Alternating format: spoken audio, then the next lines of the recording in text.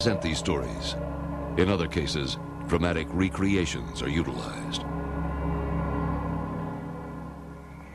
It's just after midnight on a late fall evening. Police Sergeant Toby Malordo is responding to a report of a strange light in the night sky.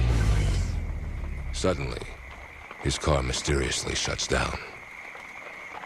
What happened next would change his life forever.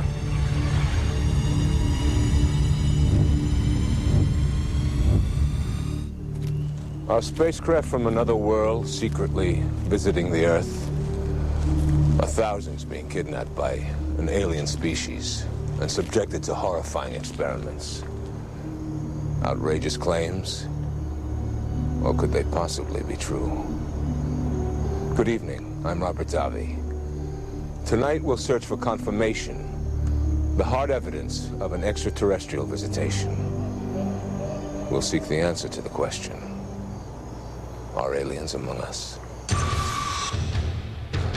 Tonight, startling footage of a UFO. But is it for real? It has to be something incredible. This UFO was filmed from the space shuttle. The technology we're looking at is quantum leaps beyond anything we have on the Earth. These people say they've been abducted by aliens. They were tall, they were very thin, huge eyes. And that horrible things were done to their bodies. A probe was put up my right nostril. I was terrified. When did the UFO phenomenon begin? Roswell, New Mexico is still the mother of all UFO stories. But is our government telling us the truth? The Army said it was a flying saucer. Is there a cover-up of UFOs? This teenager says he's got proof. I found reports going all the way through the 1990s. And he's posting this evidence on the internet. There's something there that the government doesn't want us to see. Does this man have an alien implant? I don't want that thing in me if I didn't give them permission to put it in.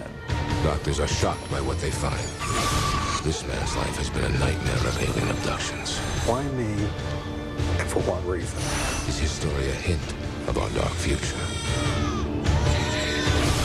And for the first time on television, the most credible recent UFO sighting, recorded by over a dozen policemen. This is weird. Oh my God, I hope that's a plane. Oh, please be a plane. Oh, please. Are UFOs real? Do aliens exist? Tonight, join me as we explore one of the greatest mysteries of our time.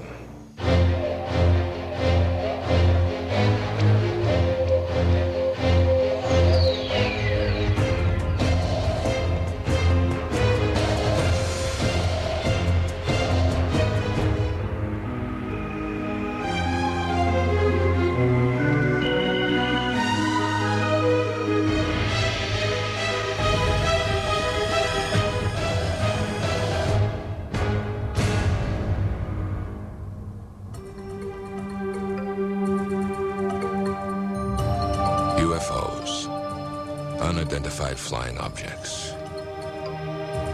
Are they actually alien spacecraft? Or, as many claim, events of nature and elaborate hoaxes? To discover the truth, we must examine the evidence. In the last 50 years, literally thousands of UFOs have been photographed. And recently, home video cameras have captured many more on video. Many of these UFOs are breathtaking. Others are just bizarre. Two of the more remarkable images include a controversial new video that many call a hoax, and a decades-old photograph that, to this day, no one can disprove. We begin with a look at the most recent hotspot of UFO activity. Mexico. The nation of Mexico is certainly one of the hottest areas for UFOs in the world today, and the phenomenon of the Mexico City UFOs is really a phenomenon driven by videotape.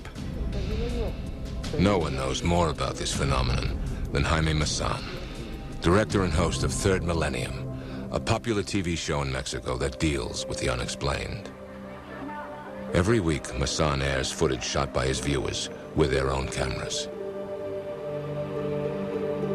One type of UFO captured again and again has Maussan convinced that something unearthly is going on.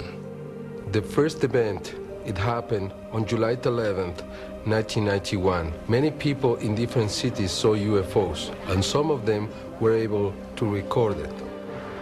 And this is what they caught on video. Numerous shiny, apparently metallic discs. Some have called these UFOs the planet Venus. But that doesn't explain this phenomenon. We have these objects making a formation with more than 20, 30, 50, 100, or probably more than 100 UFOs. They get together, they separate, they make a figure here, another figure there. Very difficult to explain. I don't know what they are, but they could be signs in the sky. But all of these sightings pale in comparison to video footage Masson received anonymously in 1997. A mysterious tape that would place him directly at the center of an explosive UFO controversy. They were able to record these 21 seconds of this object hovering behind the buildings. What you're seeing now is that anonymous video. We present it unedited and without any visual enhancement. The object resembles a stereotypical flying saucer. What makes the UFO so striking is its movement, darting behind these high rises, suggesting that its size is over 50 feet in diameter. But is this footage for real? I thought it was a hoax. I haven't seen anything so real, so clear, so close. And then I said, no, this is not a hoax. There has to be something incredible. The obvious question arises, were there any witnesses? Many did come forward after the footage was aired on Masson's program. Even so, Masson claims one is credible. A little girl, her name is Cassandra. She didn't see the video, and she described exactly the same thing. It was a huge object going around and around. I never seen anything like this before. It was gray and metallic. I felt very tense. Yesterday we presented a video on television. Did you see it? No. There is a group of more than 100 people who don't want to come into a camera in front of the public, but they say, we saw it. If this is a hoax, it's a masterpiece. It is potentially very strong evidence of something very curious. And one has to ask, could this possibly be real? We asked that very question to renowned skeptic Philip Klass, the author of numerous articles and books on the UFO controversy, and an aggressive debunker of any purported evidence of aliens among us. Klass is not afraid to confront anyone on the subject, even Jaime Maussan. In 32 years, I have never encountered a single case that could not be explained in down-to-earth, prosaic terms. What does he think of the mysterious discs videotaped all over Mexico? These are helium-filled mylar balloons, which are sold in Mexico. They are very popular. And what about the anonymous flying saucer footage? Almost certainly, beyond any doubt in my mind, this was a hoax. When I first saw this, I said, wow, maybe there's really something here, but on closer examination, it doesn't make it. Visual effects artist Dennis Muren has won 8 Academy Awards for his work on such films as Star Wars and Jurassic Park. I just adjusted the contrast a bit on it to bring the contrast up and brighten the scene up a bit. And it looks like the line underneath the saucer here might be continuing on through the building. I think what we're seeing here is actually a composite. It's 2 separate scenes. Here, at Industrial Light and Magic, Hollywood's leading special effects company. Creating a shot like this is about as easy as it gets. All you need is the right software. For example, we have a shot here that we did for a commercial. The original element of the skier looks like this, but the environment that we want to put him into is here. We have the ability to put the two together. So in the context of the UFO footage, we can put him behind the rock the way the UFO goes behind the building. We can zoom the camera to fool the eye into thinking that it was shot at one time.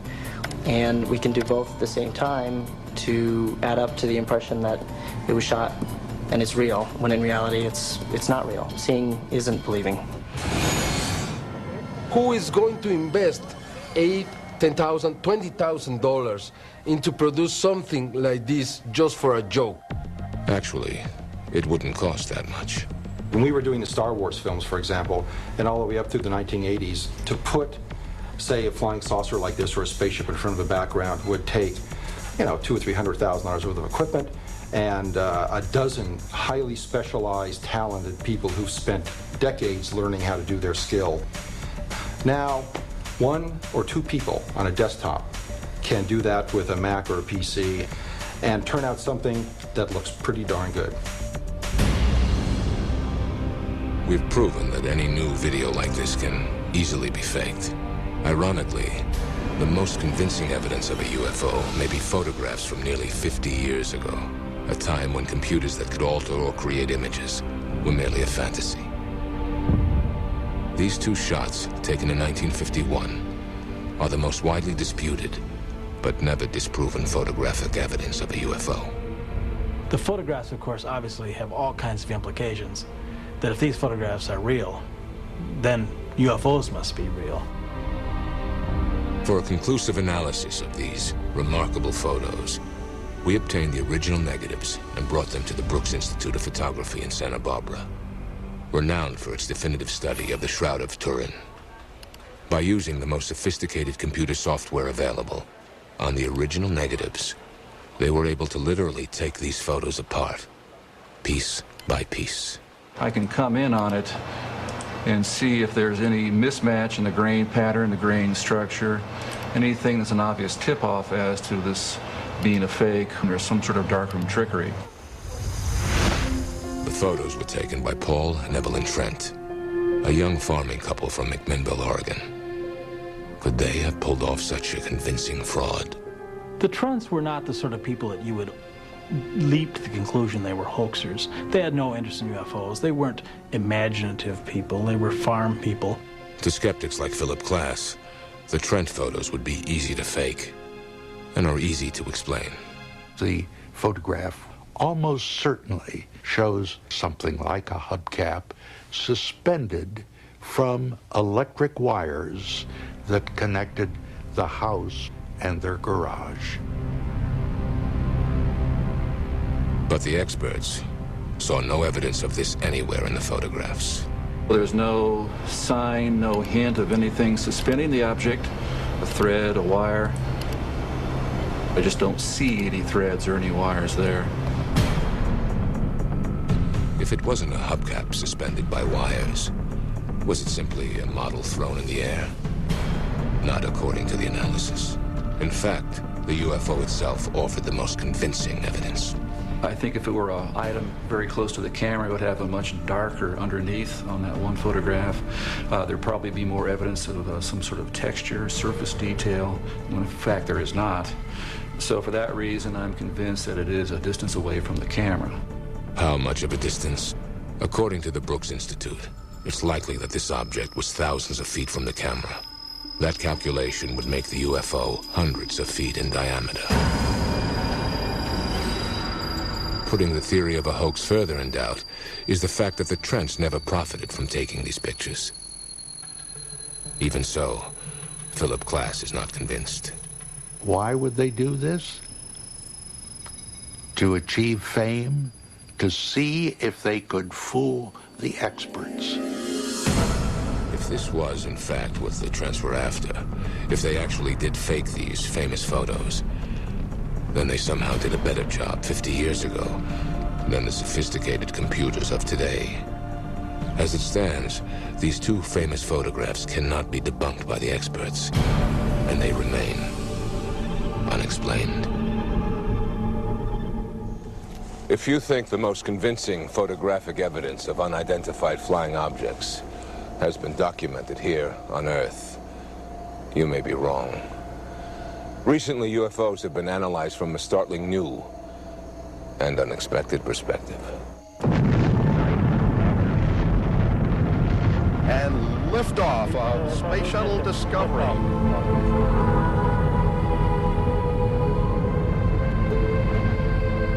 Space.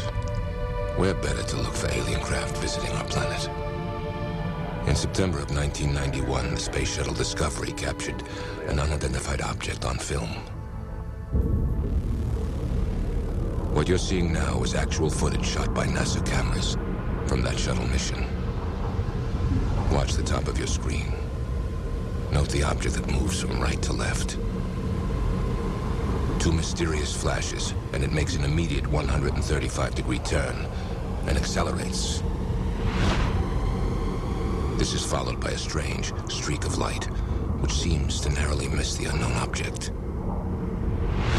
This dramatic footage has been in dispute since it was shot. I studied it extensively over maybe a 2-year period at least. University of Nebraska physicist Jack Kasher worked for nearly 10 years in the research and development of a Star Wars defense system for the upper atmosphere. His quantitative analysis of the NASA footage concludes that the UFO cannot be explained as a natural phenomenon. It's clearly above the atmosphere and air glow of the Earth. It maneuvers, it changes direction, it accelerates, and so the only thing really left is spacecraft. Others think this object is simply a small ice particle floating a few feet from the shuttle. Ice particles are a common waste product of the numerous shuttles that have orbited Earth. But Kasher is convinced NASA has recorded strong evidence of a large, intelligently controlled alien space vehicle. One of the very strange things that happens is that the main object actually stops and sits there for half a second before it accelerates back up to the right. An ice particle could not do that. If they're not ice particles, you don't have too many other options. They're not space junk, they're not satellites, they're not meteors, because those objects don't change direction. There's never been anything that I've experienced that gave me any cause to consider that there might be other life forms.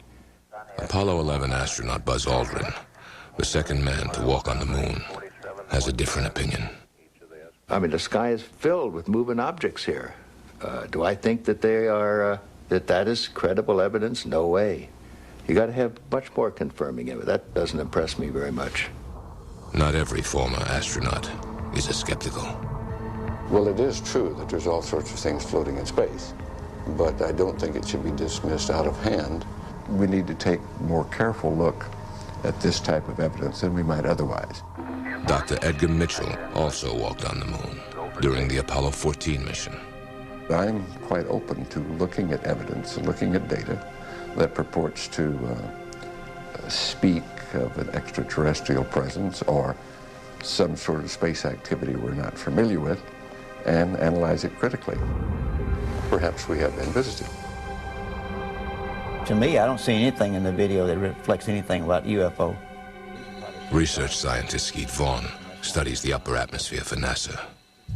He believes the unknown objects are common space debris or waste products, most likely from the shuttle itself. And he has a theory to explain their movement. If you look at the video very carefully, you'll notice there's a flash of light.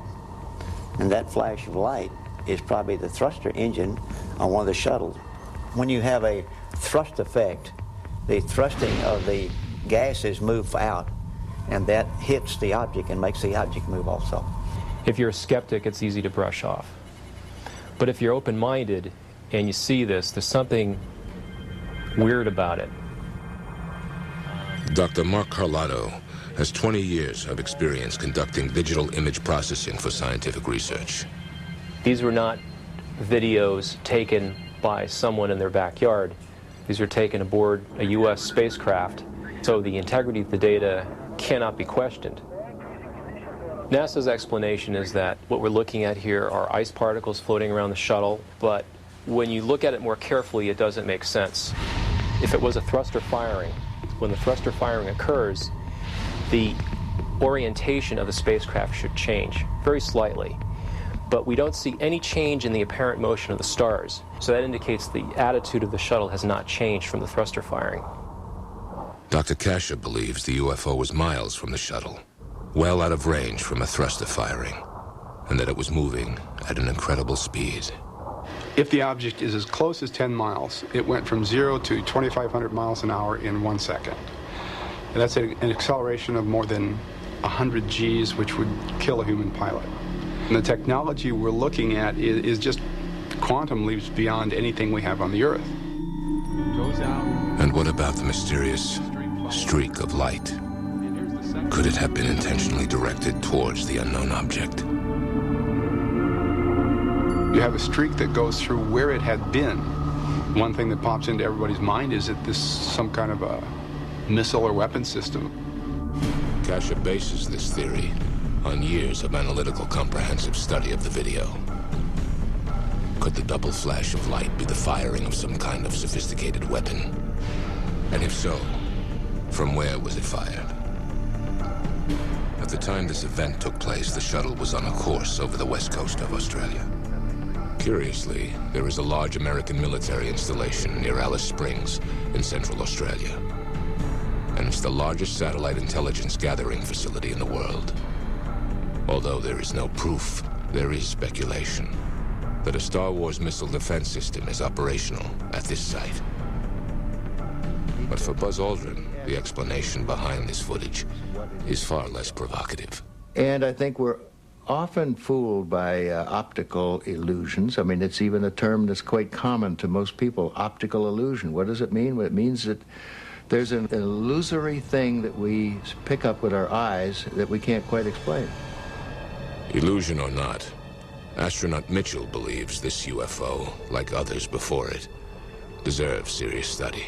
There have been a large number of other anomalous type phenomena that have been associated with the UFO phenomenon that are not easily dismissed. It should be looked at, and we should know what that is. Although NASA insists this footage is nothing unusual. After this mission, all live satellite feeds from shuttle cameras were canceled.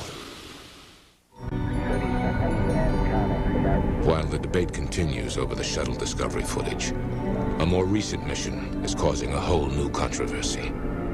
In December of 1996, a shuttle camera recorded this bizarre image above the Earth's atmosphere. And on the same mission, these three objects were captured on video by NASA cameras. They seemed to orbit directly over a thunderstorm on Earth, moving independently of each other, yet closer together. And then there's this startling occurrence.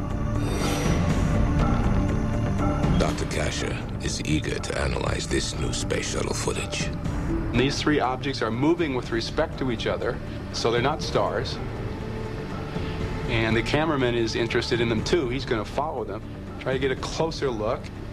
So we have some interesting, intriguing things that I really don't understand. The most interesting thing to me is that little blob that seems to pop up from the clouds or whatever. It's got that little dark center and it's circular and it floats across, and I'm just really not sure what it was. I would love to be able to explain what it is. I wish NASA, when interest is shown in something like this, would put people on it to investigate it thoroughly, not just to watch the video. Sit down and do a real rigorous job and show us the science and the calculations and try to really explain what some of these things are. Where did we come from? Why are we here? These are burning questions. This is perhaps a small step in finding out a little bit more about how we fit into things. We need to make people aware that this UFO business is important and significant and worthy of study, and we need to get more mainstream scientists involved in it. I think that's very, very important.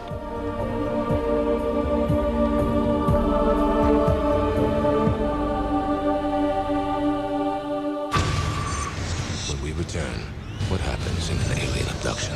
A probe was put up my right nostril. And next, did a UFO crash at Roswell? The Army said it was a flying saucer.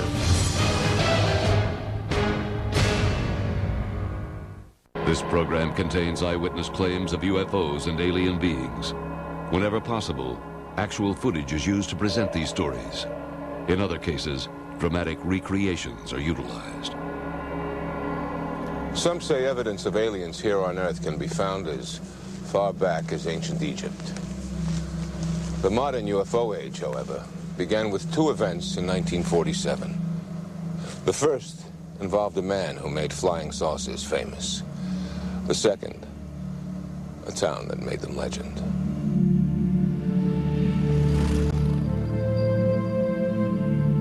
Kenneth Arnold was a private pilot from Boise, Idaho. A conservative, Western sort of man. A man without a great deal of imagination. Wasn't much of a reader, certainly not a science fiction fan. On June 24th, 1947, just before 3 p.m., Arnold was flying a small plane to Yakima, Washington. Arnold sees 9 disc-shaped objects traveling over the Cascade Mountains, flying in formation. Arnold was able, because he knew the area, to compute that they were traveling at least 1,200 miles an hour or faster. Now, there was nothing known anywhere on the globe in 1947 that could match that speed. They looked something like a pie plate that was cut in half with a sort of a convex triangle in the rear, kind of weaving and going at a terrific speed. I thought, well, maybe something's wrong with my eyes. He described the movement of the objects as like that of saucers skipping across water. From this point on, the phrase flying saucer would forever be attached to strange, unknown objects in the sky. But Arnold's sighting was only the beginning. Within days, additional independent accounts came pouring in from around the globe. I think you can probably point to individual reports that are purely imaginary, but there were a whole lot of sightings in 1947 and all through the 1940s, 1950s. These objects showed up on radar that could be photographed. They were seen by pilots, seen by scientists, astronomers, police officers, people of impeccable training, reputation, good sense. There was something there. But why 1947? Why would beings from another world choose this particular period to visit Earth?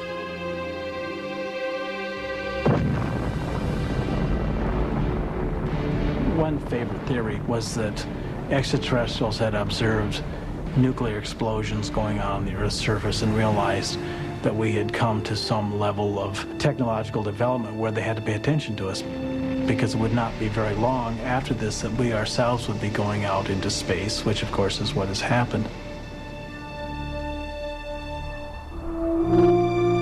Still, the numerous sightings of 1947 might have been forgotten had it not been for what happened in a deceptively quiet corner of the American Southwest.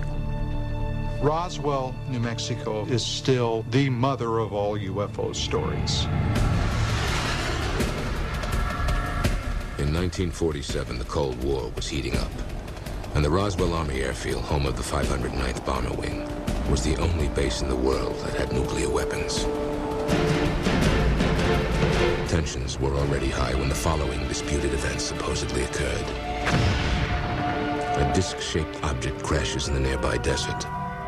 Hearing accounts of bizarre wreckage, soldiers from the base are dispatched to the site.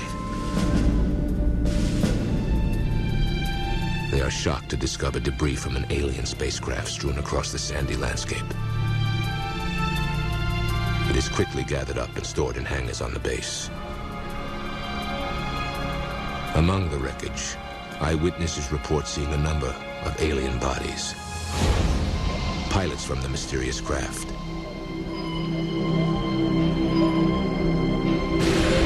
And one creature that still lives.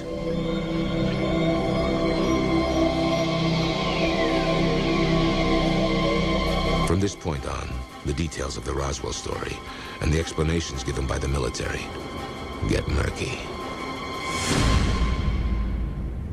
The United States Air Force has told 4 separate and distinct stories about the Roswell incident.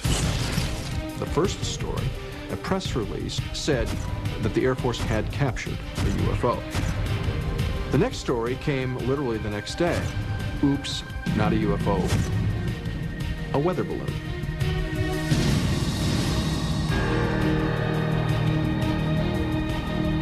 It is this revisionist explanation that has led some to allege a cover-up exists at the highest levels of our government.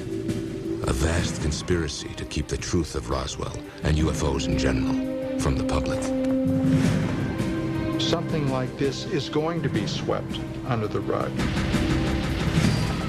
something like this, there will be disinformation put out about. Something like this will be lied about to the American people. Let's not forget, the Army said it was a flying saucer.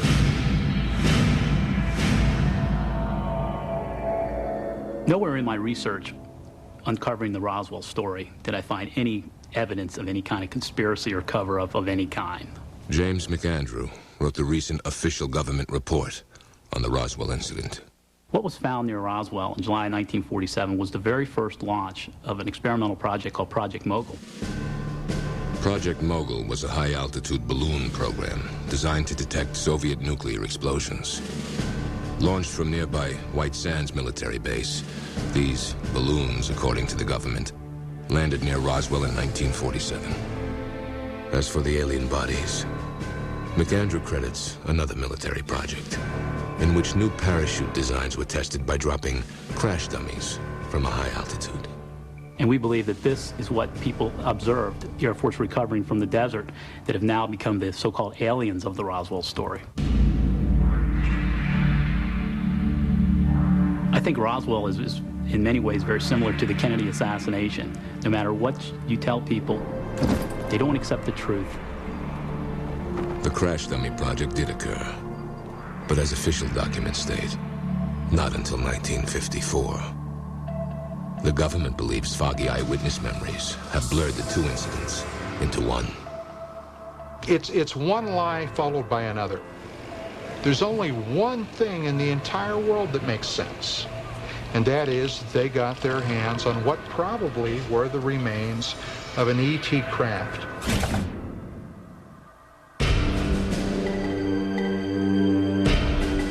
Although what actually happened at Roswell is in question, the subsequent effort of the United States government to study UFOs is not. Between the summer of 1947 and the end of 1952, the Air Force had collected some 3,200 UFO reports. And it concluded that approximately a quarter of them remained unexplained after investigation. They were classified as unknowns.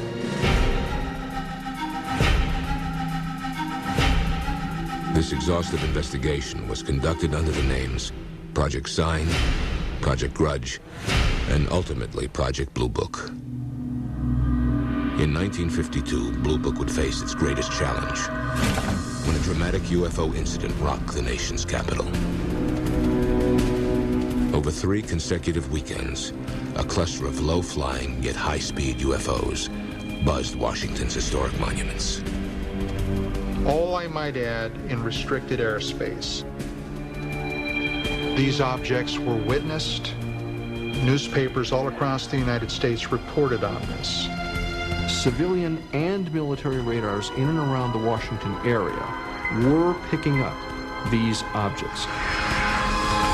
Planes were scrambled, not from nearby Andrews Air Force Base, but from a farther away base.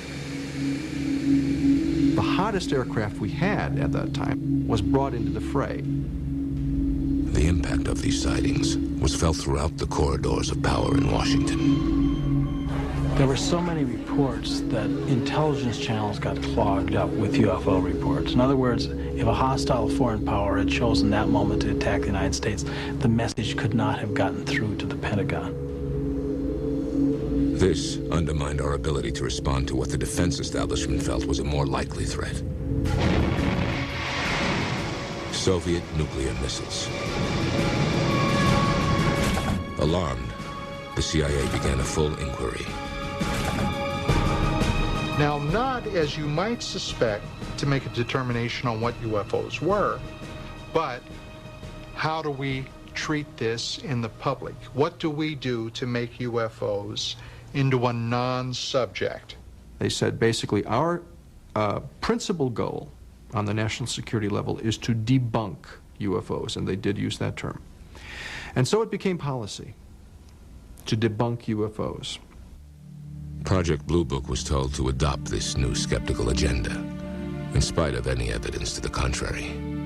Project Blue Book's mandate was to reduce the number of unknowns to a minimum, even if their explanations were ridiculous. We've been able to explain them as hoaxes, as erroneously identified friendly aircraft, as meteorological or electronic phenomena, or as light aberrations. In 1969, the debunking operation largely successful, Project Blue Book was officially terminated. Blue Book was stumped, absolutely stumped, on more than 700 cases. So even Blue Book, charged with getting rid of UFOs at any cost, couldn't get rid of all of them. What is the real truth about UFOs? What the Air Force was trying to slip past the public tells me that they have something just as sure as God made little green apples that they're still hiding.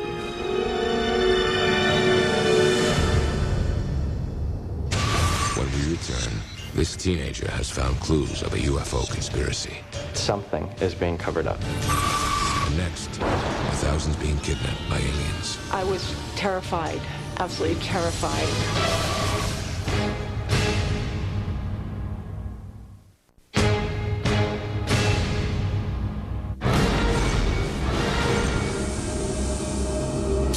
I was in a horizontal position. I could feel my back on hard surface. I felt that I was frozen. Physically, I was shut down. A probe was put up my right nostril, and I recall hearing a cracking sound. They put something in my ear. I was terrified, absolutely terrified.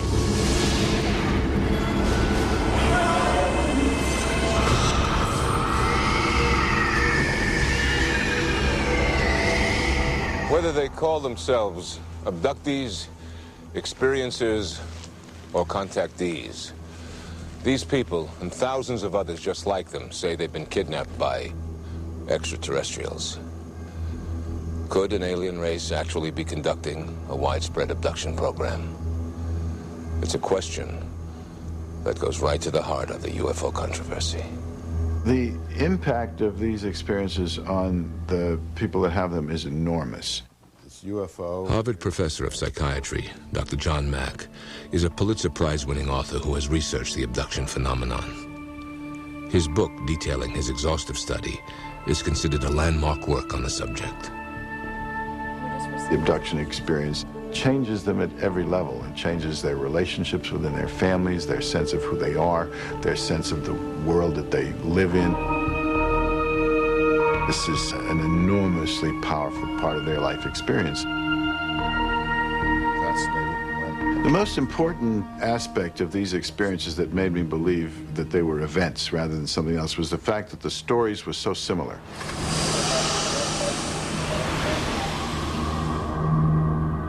A typical abduction would go something like this. The person is in their bedroom.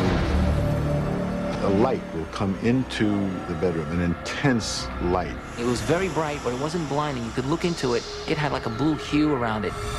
Then they may see one or more humanoid beings around the bed. They were tall, they were very thin, huge eyes. They're paralyzed. They end up entering a UFO or some kind of a craft.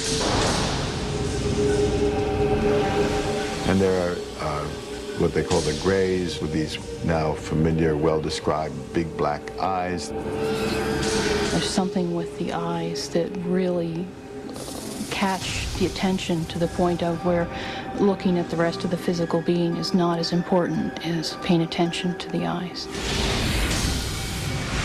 A number of procedures are done to their bodies, which may involve probing of almost every part of the body, taking of sperm from men, eggs from women.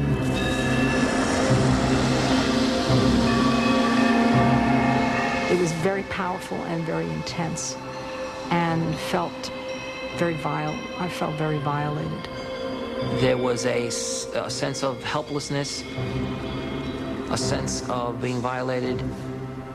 My fists were clenched, and it was not a pleasant experience.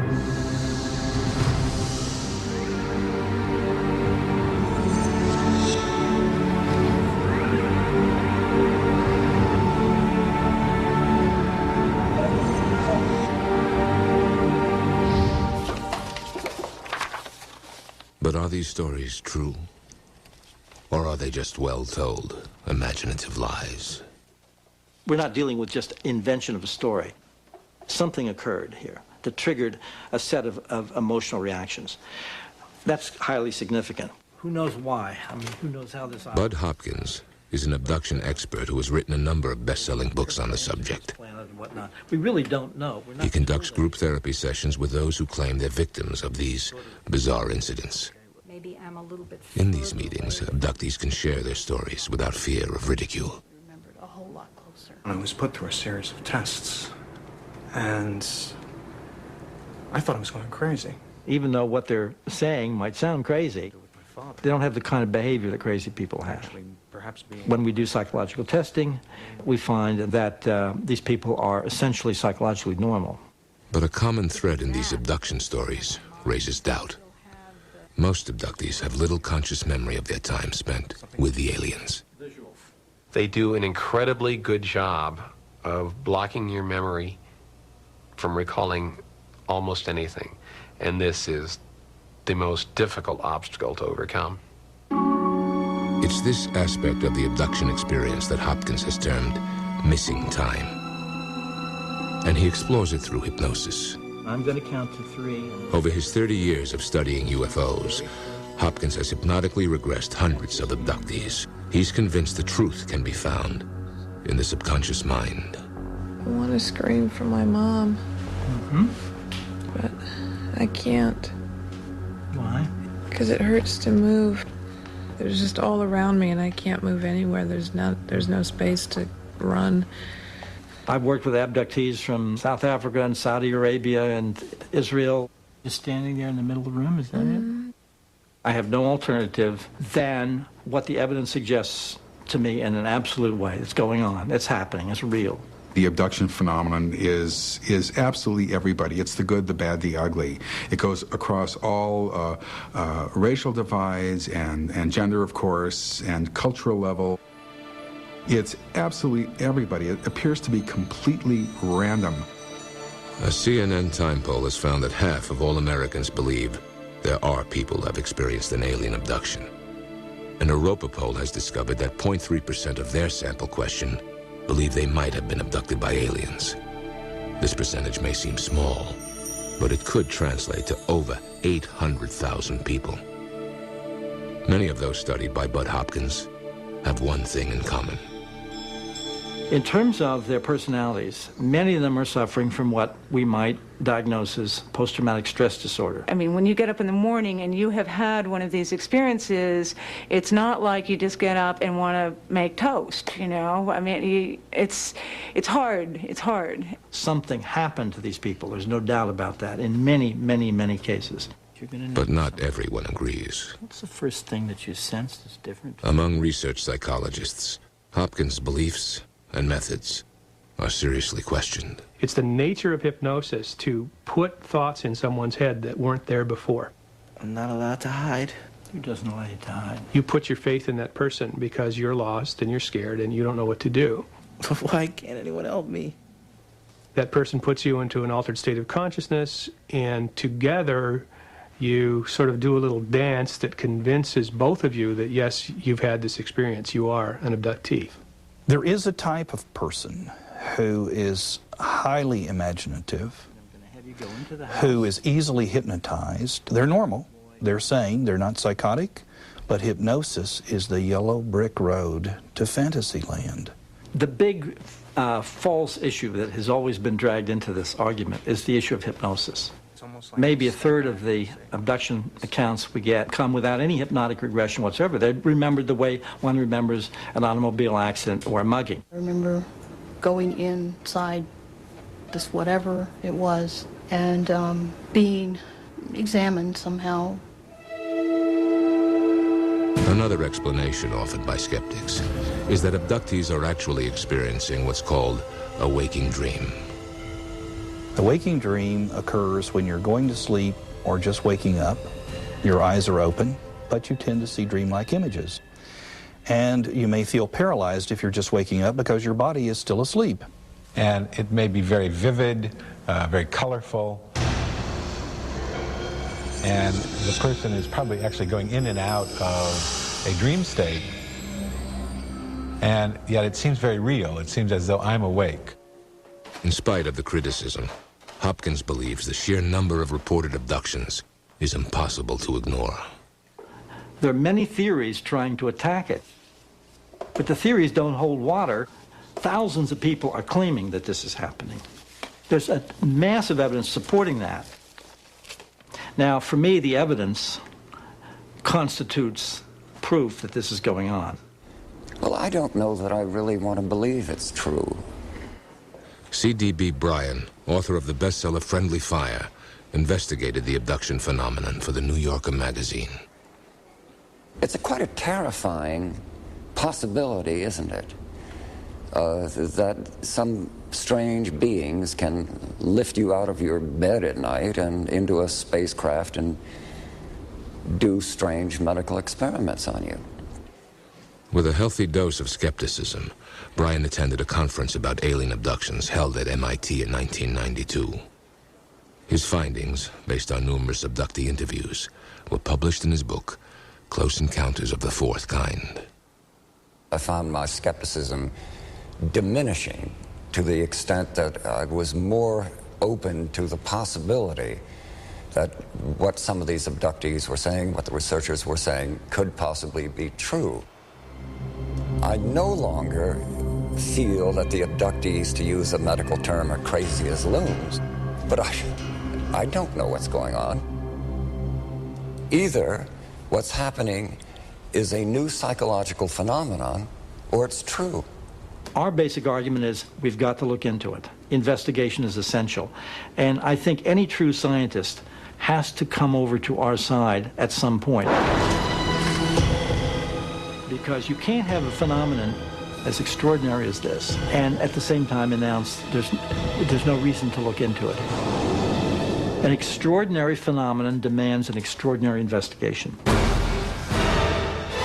When we come back, the investigation continues with one man's terrifying abduction experience. My car was lifted off the interstate. Also, for the first time on television, Ohio police chase a giant UFO. At least 14, 15 officers said that they saw something. I've never seen anything that could compare to this. And next, see the removal of what could be an alien implant. This is an extraordinary discovery.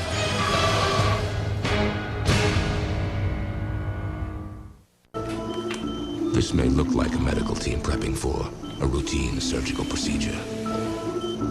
But what you will see is definitely not routine. You're about to witness for the first time on network television the actual surgical removal of what some claim is an alien implant. Thousands of people worldwide believe they've been abducted by beings from another world. But one question has undermined these incredible stories. Where's the proof? Many abductees claim it's the strange foreign objects they found in their bodies. Implanted, they say, by their alien captors. Their purpose, unknown. Will the surgical removal of one of these items be the proof of aliens among us?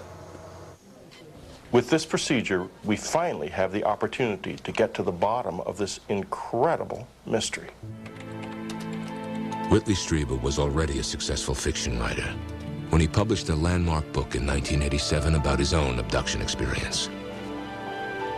The book, Communion, triggered an unprecedented reaction around the world. I was shocked to find that thousands of others said they had experiences similar to mine. And many of them reported finding strange foreign objects in their bodies after their abductions. If these are alien implants, it's a horrifying thought.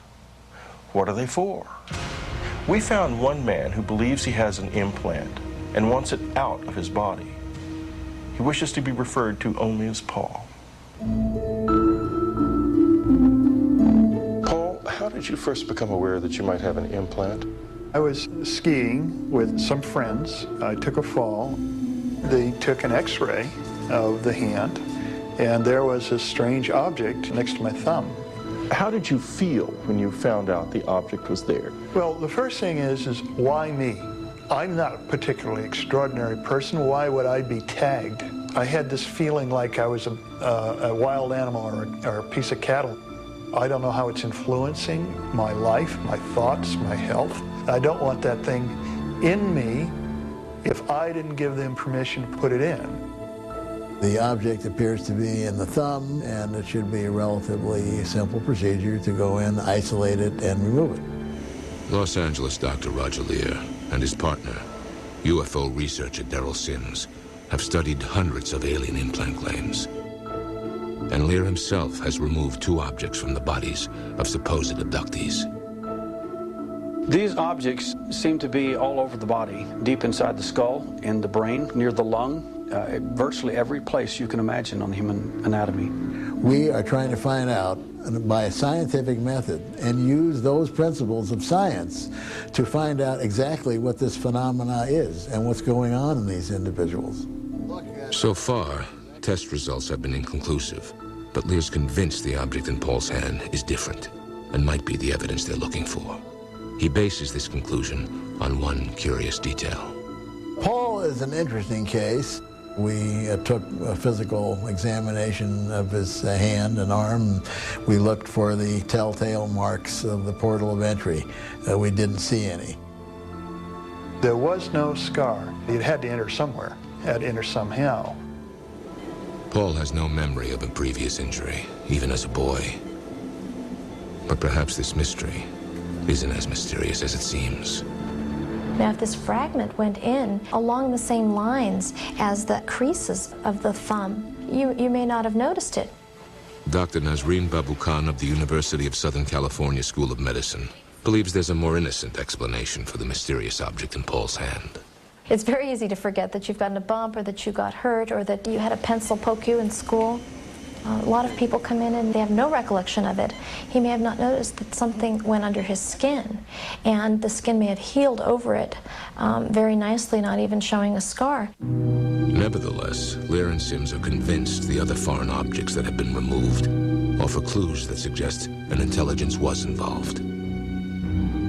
The nerves that they were attached to seems to indicate that there was a procedure there done that allows whomever did this to monitor that person's biological functions and even to control them. They could be tracking devices.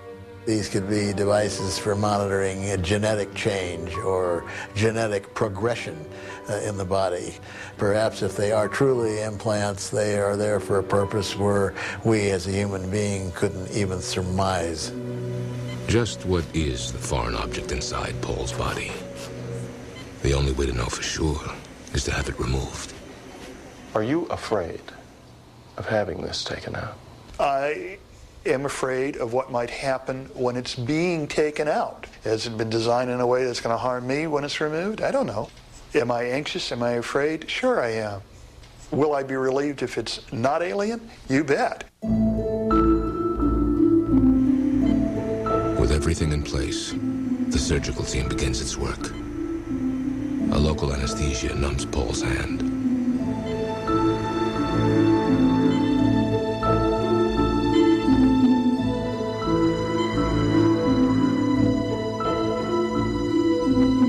The surgeon makes an incision, and it's time to remove the foreign object.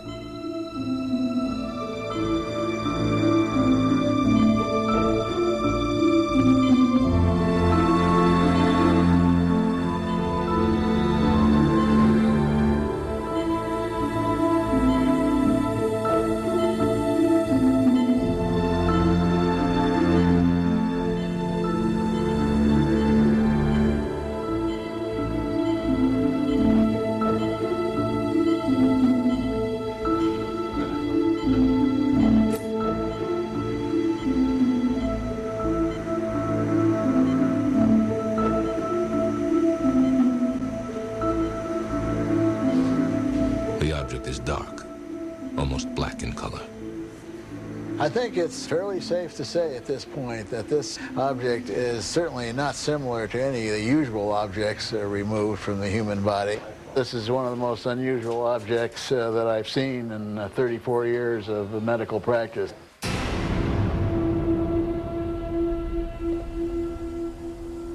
The first step in analyzing the object was to study its surface.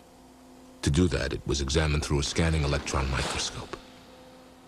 This allowed for it to be magnified up to 500 times its actual size. The object appeared to be predominantly iron, perhaps a small fragment of a steel knife or tool. But in order to reach a more definitive conclusion, the unknown object had to be analyzed under its surface, on the inside. For that process, it was brought to the University of Texas in San Antonio. It looks like it might be an iron oxide. If we can crush it and get it to very small size, we'll be able to really get to the internal structure more readily. The object resisted crushing, but an outside layer did flake off. This was put under X-ray diffraction, and the results of this test were curious. They couldn't match it to any of the 65,000 known substances in their computer file. It's not in our file. I'm not sure what to think about that at the present time. That's as many known substances that we have on the planet as possible. According to the lab's official report, if the material analyzed is indeed iron, it lacks any internal ordered arrangement of atoms or ions. Whatever substances make up this unknown sample, it's a mystery this test couldn't solve. The combination of these elements could be put together by nature, they could have been put together by man, or they could be put together with a different type of physics that we have little knowledge of. This is an extraordinary discovery. Why can't it be identified? It just confirms for me that this abduction phenomenon and now implant phenomenon must be taken seriously and studied. Of course, other tests may offer a more conclusive analysis of what this unknown object may be. Until then, Paul must deal with the unexpected emotions he's felt since the object was removed. I had this experience of emptiness, sort of like a feeling like maybe a pet had died. I'm not sure how to explain it other than this sense of something missing.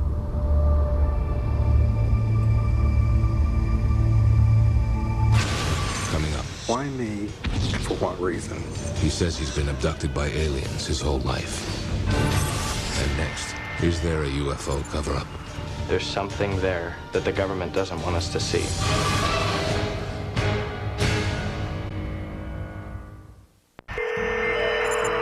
The internet. Perhaps the best evidence of our fascination with the UFO phenomenon.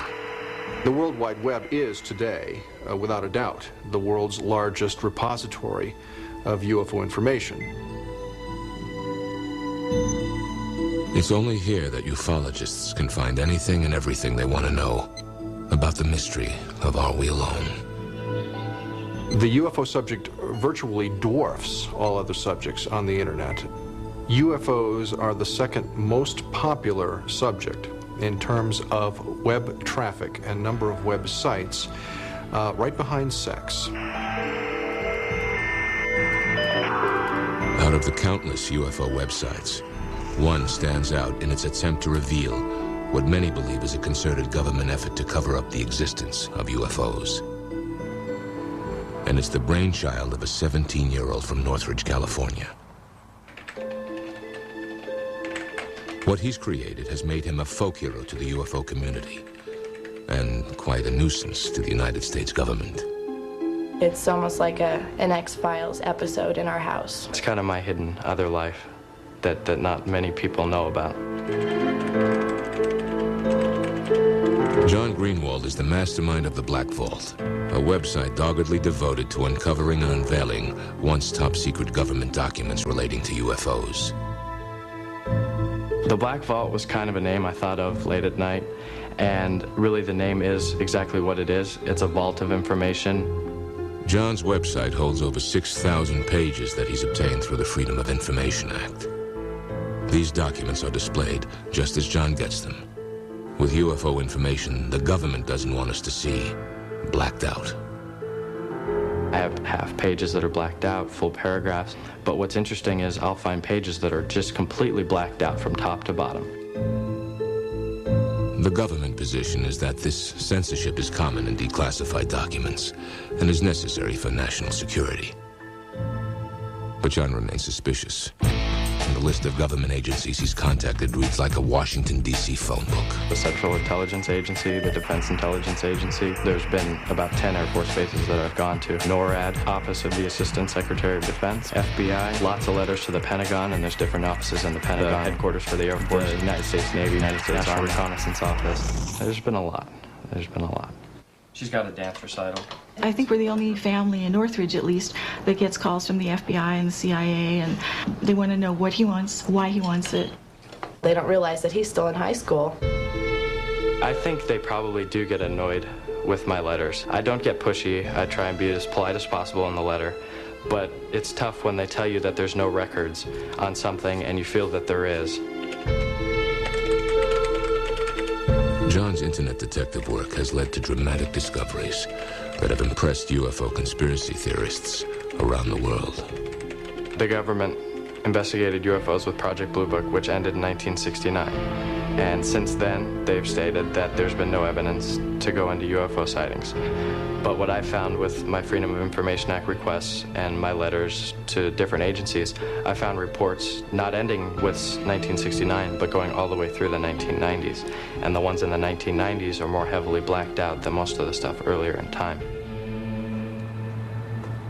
One of John's many targets is Ohio's Wright-Patterson Air Force Base, the mythical home of captured alien bodies and spacecraft. So I sent one of my requests to Wright-Patterson Air Force Base for all UFO documentation, and they sent me a letter back stating that there were no records at their office. But 4 or 5 months later, I discovered that they had almost 1,000 pages at Wright-Patterson. There's something there that the government doesn't want us to see. John's website receives over 33,000 visits and 4,500 emails every month. It's this popularity that convinces him he's onto something big. Whatever is behind that veil of black, I don't know, but something is being covered up. The fans of the Black Vault can expect many more declassified documents on UFOs. And the government agencies that already know his name can expect many more letters from a Mr. John Greenwald, a young man with a lifetime of questions. And until they're answered, we can never be sure.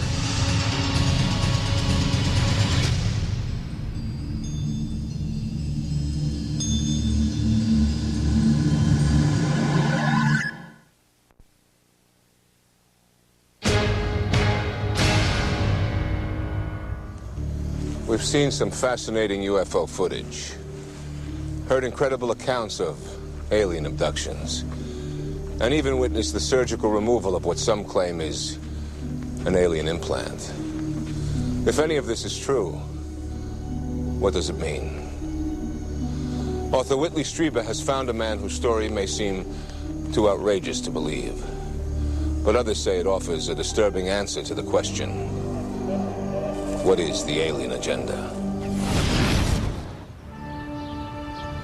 While researching my books, I've personally investigated hundreds of abduction cases, but one man's story truly haunts me. His name is Jesse Long. He claims to have been abducted many times since he was a boy, and the abductions he describes are terrifying. If what Jesse tells me is true, then there is a very surprising future in store for all of us. Jesse, when do you first recall being abducted?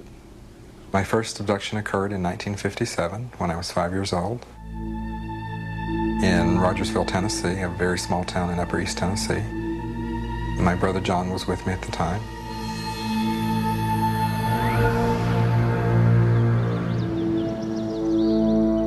Above the hill behind our house, we came upon what appeared to be a round house under construction. And one man, a taller-looking figure, he had a rod, long rod in his hand.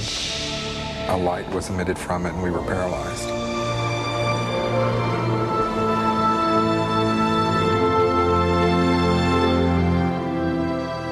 It is at this point that Jesse Long's conscious memory of what happened ends.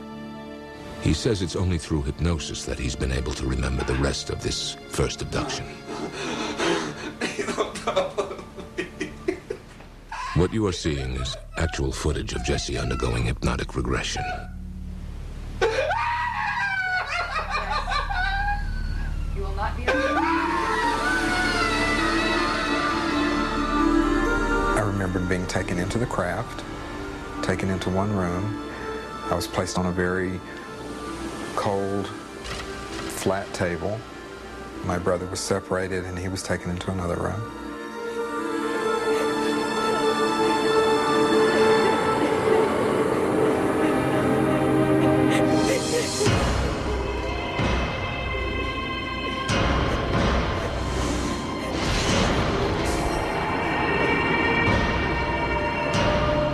They were doing something down to my legs. I could feel them poking and prodding around my legs.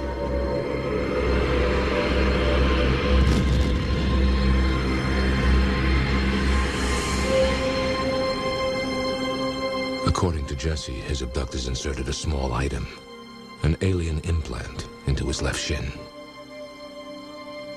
And it was in my body for 34 years. Could you feel it inside you? What did it feel like? It was always painful. I always had to wear my socks below the incision point because it was painful. In 1991, Jesse had the foreign object removed from his leg. There it is. This is actual footage of that procedure. That's a good half-inch long. This is the object that was in my leg. And unfortunately, during the initial test that was done on it, it was broken into 2 pieces. But that allowed us to look at the inside. Some have dismissed the object as simply a shard of glass. But when it was analyzed at Southwest Research Institute, a materials analysis facility in Texas, the conclusions suggested a greater mystery. According to the lab's report, the object revealed a very remarkable composition and exhibited unique surface characteristics that cannot be explained, and that the questions outnumber the answers. When the object was removed, I was convinced that whatever this object was had something to do with all of my abductions. Jesse Long believes he has experienced a number of abductions since that first incident in 1957. And they became more and more horrific as he grew into an adult. Most of my abductions occurred very similarly. When they brought me into the craft, they would take me down a long hallway. They would place me on a flat table. Of course, I was paralyzed and had to be because I was kicking and screaming. I didn't want to be there.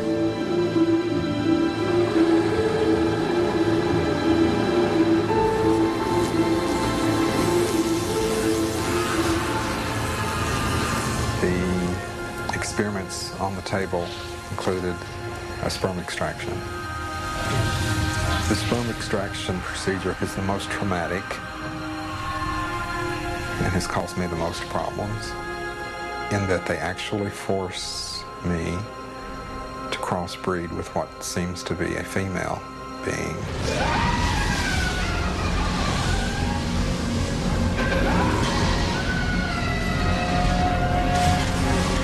You're gonna wake up.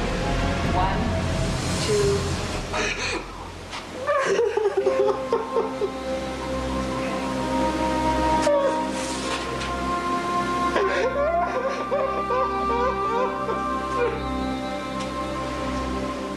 What are we to make of such disturbing tales? Could stories like Jesse's be based on actual events? Skeptics say no. They're merely the product of an overactive imagination. Fantasy-prone people are criticized for fantasizing, except if they fantasize that they have been abducted by a UFO. Then they become a celebrity. And they will tell you an elaborate story. And the fantasy-prone person will actually be writhing in pain with tears streaming down his or her face as they relive some painful abduction experience that they've just imagined. And those people tend to be the people who are boundary deficit disordered. They have problems with relationships. They always say, I've always felt like an outsider. I don't feel like I belong. They can't hold jobs. They just have a tough time in life. And telling this person who's been lost and outside and alone that they do belong, that they're an abductee, that they have an identity, and that there are other people just like them, answers all of those questions for them. Jesse, when you tell people about your experiences, do they believe you? You know, it's not my job to convince anybody. It's my job just to tell you what I've experienced. If you believe it, fine. If you don't believe it, I don't care. But Jesse's amazing story can apparently be corroborated. Remember John, Jesse's younger brother? He claims he too was there on that fateful day in 1957. We're inside of a dome. John's own hypnosis confirms Jesse's story. And perhaps in an effort to deal with his dark memories, John has built this house for himself in the hills near their boyhood home.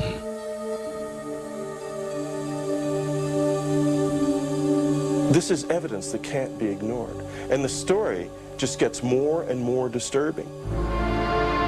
What Jesse says happened to him in 1990 may answer the question that hangs over every abduction account. Why is this being done?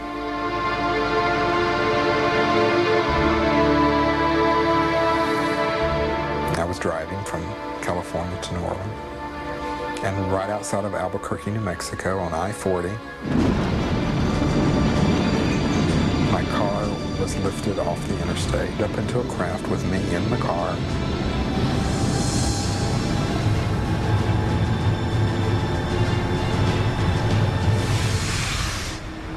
Taken aboard the craft, placed on a table. I was presented with a baby. I was told, this is your child.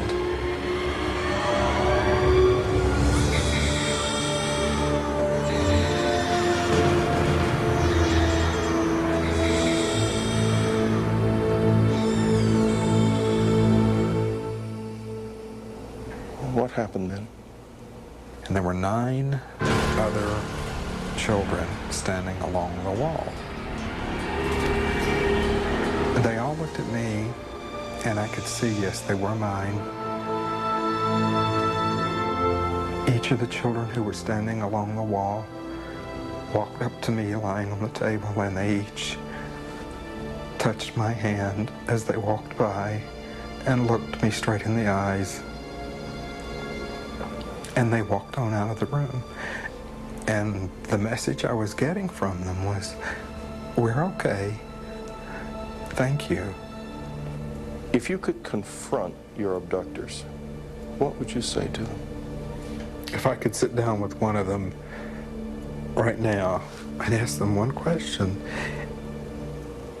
I would want to know why me and for what reason. We have thousands and thousands and thousands of people coming forward with these cases, not only around the United States, but around the world as well. David Jacobs based his book, The Threat, on the explosive issue of hybrids, the crossbreeding of aliens with humans. For Jacobs, stories like Jesse Long's are only the beginning. I think we are looking at a catastrophic situation. I think we are looking at a disaster.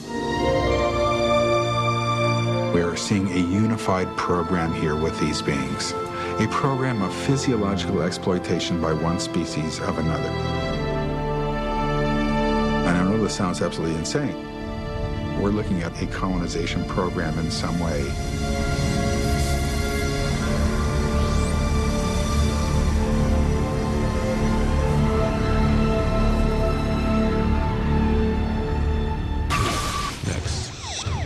First time on television, Ohio police have a dramatic close encounter with a giant UFO. For many, there's no such thing as a credible UFO sighting. But what if the UFO is seen by policemen? That's exactly what happened in Ohio in 1994. For the first time on television, you will hear an actual police dispatch recording of a close encounter. The officers you will meet are real. The recording is real. And the drama of that night is undeniable. Trumbull County, Ohio, located just north of Youngstown, is a typically quiet Midwestern community. Here, big news doesn't happen very often. But all that changed on a late fall evening in 1994. Just after midnight, the normally calm 911 dispatch center began to get a flood of calls, reports of an unidentified flying object. It was just one call after the other that was just incredible. Royanne Rudolph was the Trumbull County 911 dispatch operator who fielded most of the calls that night. How far off the ground is this? Everything from somebody who was casually stating they saw something in the air to somebody who was hysterical and thought that this was Armageddon. I mean, it was very strange. Okay, was it just like moving at a slow rate of speed? It wasn't a slow rate, it was a fast rate, but it was coming down. We just kind of took it for, okay, this is people being hysterical over a weather balloon, or this is people being hysterical over a plane or a helicopter. I wonder, did you have anyone call you about a strange plane or airplane or something in the air? Where? I was coming down Sampson Drive. I don't know what it was. It was a flying saucer. What did it look like, ma'am? It was like almost like an iridescent color. It was like a bluish purple. Though skeptical, Royanne put the word out to the officers in the field. We were a donut shop, and we got a call from the 911 center that stated that some residents had seen lights in the sky in the northern part of the township.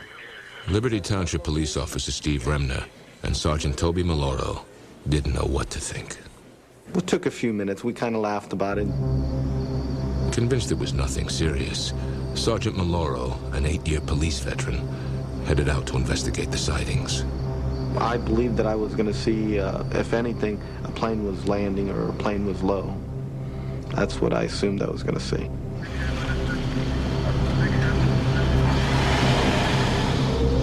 I thought Toby would come back with some kind of comfortable solution that we could offer these people who were upset.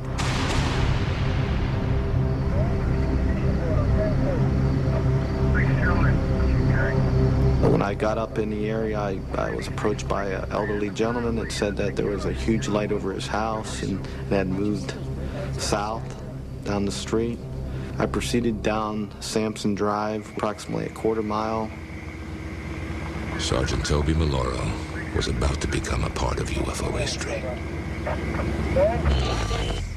Everything shut off in the vehicle. I didn't understand what was going on. My car completely stopped. And that's when the light hit the vehicle.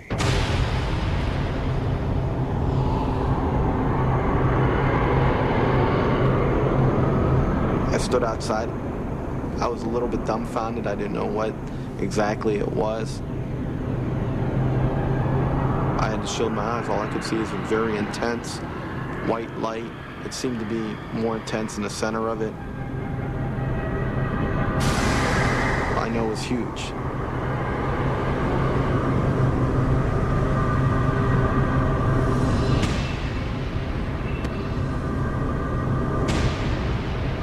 I've never seen anything that could compare to this.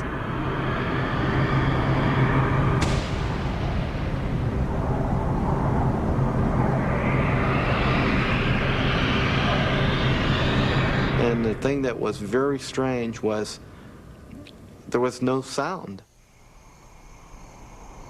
After 30 seconds, the object moved off, away from his patrol car.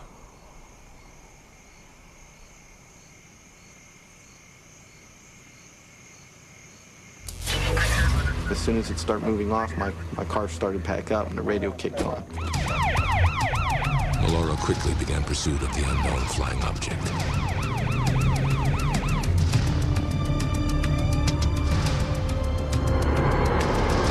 I'm trying to put 2 and 2 together and say, what just happened here? Unable to keep up with the UFO, Maloro radioed in to dispatch over police channels. 914 to radio. It's heading in a northerly... He told me in a very serious tone, I saw something. And I said, Toby, you're joking. And he came back and he said, Roy, I saw something. I could see a red glow up in the sky. It was huge. This thing wasn't making no noise. This isn't funny anymore because it's getting to the point where I don't know whether to believe him or not. Well, was it moving or was it just... Yeah, it was glowing. It was moving. You could see it like up in the air, glowing and getting further away from me. People are serious. They're very upset. Whatever it was lit up, I mean, literally, if you were underneath it, you could see it would be like daylight, but red light. An object did come down at a low elevation over this area. UFO researcher Kenny Young broke the story of the Trumbull County incident. It was then observed by numerous other police officers from different agencies who were able to pursue the object coming from different locations. They were able to triangulate its position. It's south of All-82. I'm moving east now on it. Okay, Dave, it looks like it's flickering more now, and it looks like it's running where we used to be now. Hey, Walter, chase it back north. I want to see this thing. At least 14, 15 officers said that they saw something and were discussing it freely on their channels. It's going pretty good. It's all the way into Liberty now. It's going how far it's visible. You should be able to see it. It changes colors from white to red to green. The sucker has not moved. We have multiple departments right now that have sightings on it. The sightings started to spread out to neighboring streets, to other communities were saying they were also seeing the same thing. It took a whole different meaning and level of seriousness.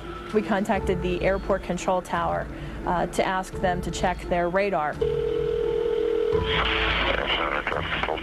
We have a report of some flying object in our jurisdiction. Do you know of anything that should be in our airspace this time, close to the ground? Right. This is not a prank phone call, I swear. You can call me back to verify. Look at the radar scope, and I go 60 mile diameter of Youngstown, and there is nothing out there. That's when I got the chill that, okay, everybody can't be making up the big bright light story. According to all the people I've spoken with, the FAA tower operator in the tower should have been able to see the object from his vantage point. I don't see anything out there, nothing on the radar scope.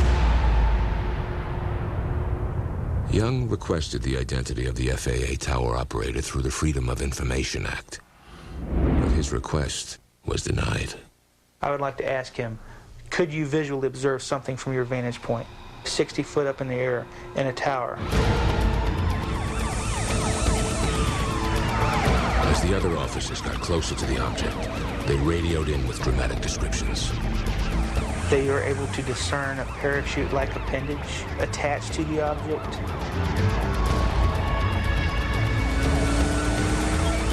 I've spoken with a number of the officers involved in this event. I've been satisfied that they are honest and they are telling me the truth.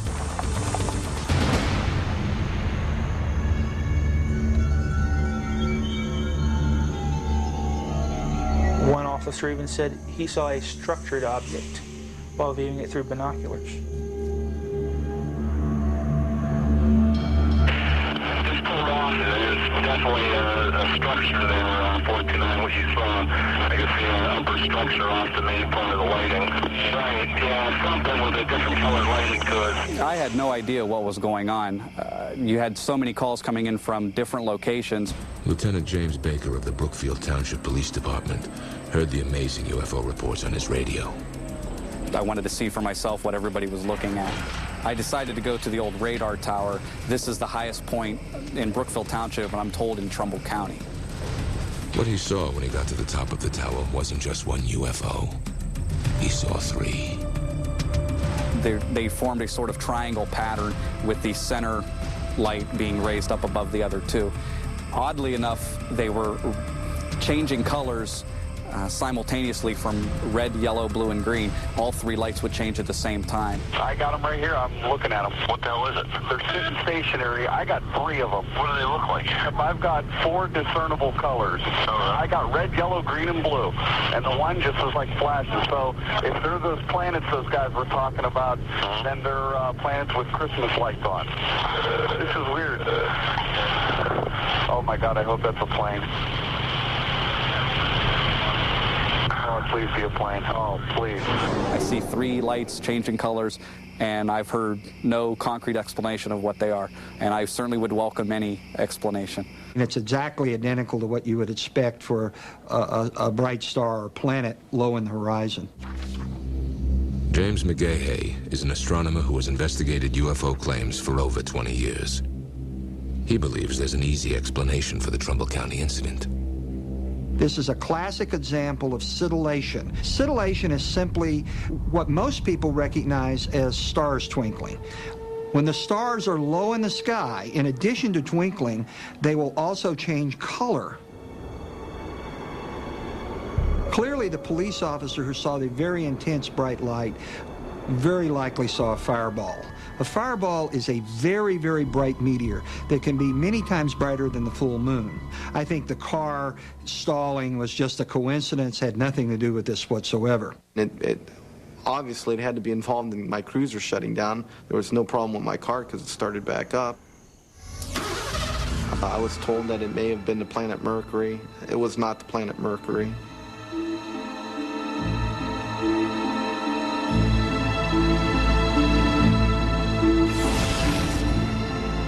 Another possible theory is that the UFO was a top-secret experimental aircraft from nearby Youngstown Air Reserve Base. There's no indication, evidence, or record of any kind that would indicate there were any experimental Department of Defense aircraft operating here. I can't, speak for other people who say they may or may not have seen something. What I can talk from with authority is what happened here at the base and what our involvement was, and there was apparently none. If it was a plane, it was some kind of new plane, because I've never heard a plane that doesn't make a sound. These policemen and the citizens who are looking at this are not trained observers to look at the night sky either from a standpoint of stars and planets or meteors or fireballs. And they simply made a mistake. They saw something spectacular. It looked spectacular. They equated it with something unknown, and the first thing that popped into their mind was the term UFO. And so, no, I don't question their sincerity. I just question the fact that they're reporting something and believing it to be something that it's not. I'm not saying what I saw was a spaceship from outer space, okay? What I'm saying is I saw an object that was not normal for this area. It gave off an intense light.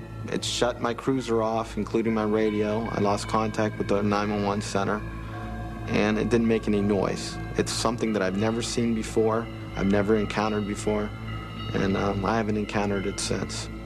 I do believe that they saw something. I don't believe that it was a star. There was something there.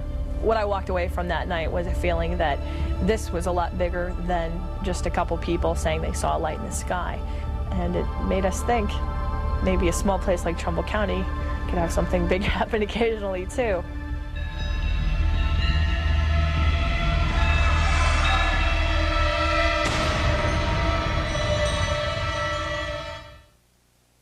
Skeptics and believers will continue to debate the question, are we really alone? Now, we leave it up to you to decide. As for the future, people will continue to come forward with accounts of strange lights in the night sky.